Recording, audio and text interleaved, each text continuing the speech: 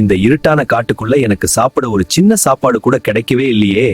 நான் ரொம்ப சோர்வா இருக்கேன். யாரையாவது ஏமாத்தி காசு சம்பாதிக்கணும்.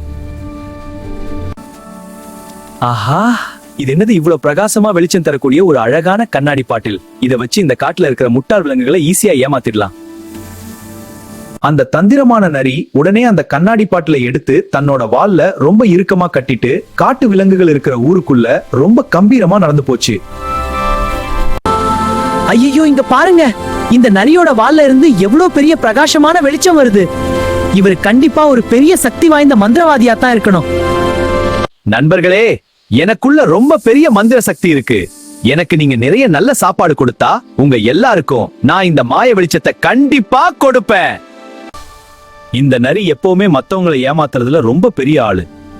இதோட வால்ல மட்டும் எப்படி திடீர்னு வெளிச்சம் வரும்? இதுக்கு பின்னாடி கண்டிப்பா ஏதோ ஒரு பெரிய தந்திரம் இருக்கு.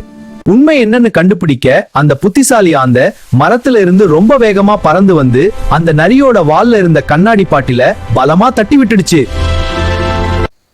ஏய், இங்க பாருங்க, இவ எந்த பெரிய மந்திரவாதியும் கிடையாது. மின்மினி பூச்சிகளை புடிச்சு பாட்டில் அடைச்சு நம்ம எல்லாரையும் இவ்வளவு நேரம் ரொம்ப ஈஸியா முட்டாளாக்கி ஏமாத்திட்டான்.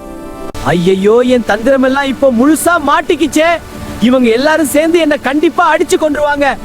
இங்க இருந்து முதல்ல வேகமா தப்பிச்சு ஓடிட வேண்டியதா. ஏமாற்றி வாங்கும் நல்ல பெயரும் பொருளும் ஒருபோதும் நிலைக்காது. உண்மையான கடின உழைப்பு மட்டுமே எப்பொழுதும் வெளிச்சம் தரும் என்பதை நீங்கள் கட்டாயம் புரிந்து கொள்ள வேண்டும். இந்த கதை உங்களுக்கு பிடிச்சிருந்தா ஒரு லைக் போடுங்க. உங்க கருத்தை கமெண்ட்ல சொல்லுங்க. மீண்டும் ஒரு கதையோட சீக்கிரம் சந்திப்போம். நன்றி.